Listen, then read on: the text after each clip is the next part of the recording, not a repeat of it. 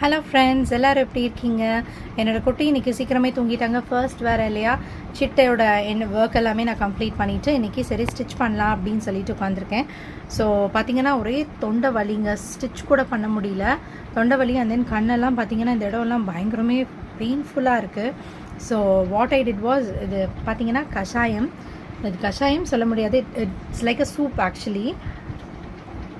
Corona டைம்லலாம் பார்த்தீங்கன்னா நான், அம்மா, அக்கா 3 பேரும் படுத்துட்டோங்க சுத்தமாக முடியாமல். அந்த டைம்லலாம் இதுதான் ரொம்பவே ஹெல்ப் பண்ணுச்சு.